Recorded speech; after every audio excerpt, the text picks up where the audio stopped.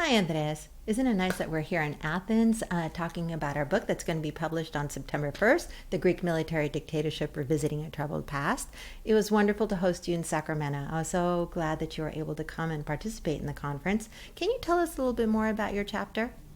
Well, it's great to be here. Thank you very much, and it was wonderful to be hosted by you in Sacramento and apparently in Athens as well, at least in this studio.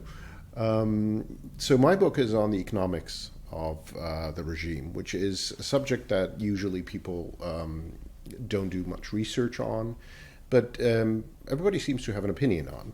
So it was very interesting for me to start with those opinions, where you have two different kinds of views, diametrically opposed. So you have those who would say this was a terrible regime, where everything was worse and very corrupt and inefficient. And then you would have, of course, those who said, no, the economy was actually doing much better, and it was a very good time. And so that was my starting point. How do you approach this? I mean, obviously it was colored by the approach and the political angle of whoever was expressing this opinion. But the interesting point was they were both sharing this view of a discontinuity, a rupture, that this was a different kind of regime. And that is not entirely what an economist sees. In fact, it's not at all what the economist sees. So the chapter is essentially mostly about continuity. And once you look at it, you see that this is an economic policy that is using the same tools. Has the same policy objectives, and to a large extent in the lower echelons uses the same people. So this was very interesting to look at how the regime's economic policy was essentially a slight variation of the economic policy of the post-war Greek state, which was all focused on growth through investment and promoting that investment in any way possible, and stability. Keeping prices low, keeping wage growth below productivity so as not to endanger competitiveness. And this was very interesting to look at with the different variations. So you could think that they were essentially, if you think of the economy as a car, they were using the same car and the same engine. They were driving down the same road. There's no change in the destination. It's high growth, high living standards. This explains two things. First of all, it explains the obsession with corruption. So if you think about it, the obsession with whether there was corruption before or after is a way of not discussing the destination or the car.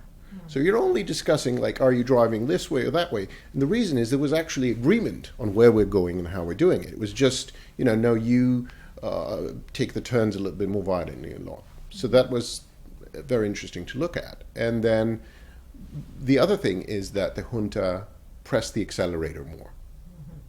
So they drove the same car down the same road, largely using the same car engineers, but they hit the gas. And they hit the gas to the extent that they almost drove the car off the cliff. I mean, the car went off the cliff partly because it was the terrain was changing globally.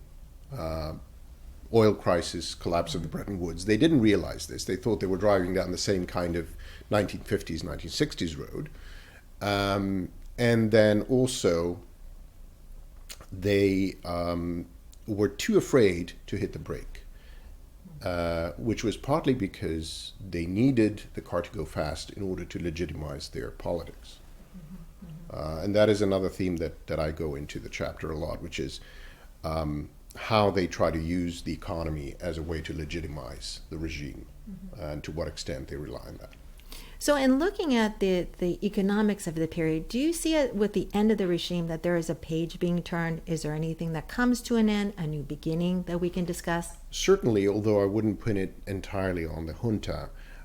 So you have two things. First, you have this change in the international environment and the setting, and the change in some of the basic fundamental premises of the policy before.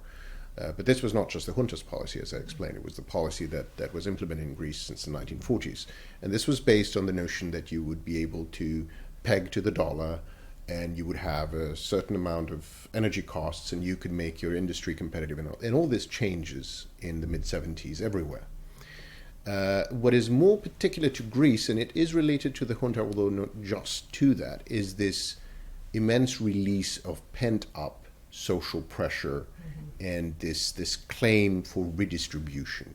The policy framework up until that point, and in fact, many of the economists of the regime repeat that statement, is let's grow now and we'll redistribute later. So let's just make a bigger pie and then we'll see how we'll split the pie later. After 1974, and the junta regime adds to this as a reaction to that, and as a reaction to this kind of mentality and this very strict approach from the civil war, essentially, you have the release of a lot of pent-up social demands in all areas, including economics, welfare policy, social redistribution. And that, of course, you do see happening a lot in the late 70s and in the 80s.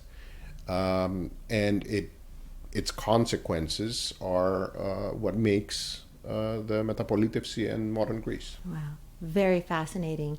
I really enjoyed reading in your chapter, and I know that our readers, general readers, are going to find your chapter especially interesting, especially because most of the time people focus on foreign policy or the role the United States play in the junta. So I am very grateful that you were willing to contribute a chapter, and I know everyone will enjoy reading it. Thank you. It was a pleasure. Thank you. And, I hope some people realize that economics doesn't need to be particularly scary.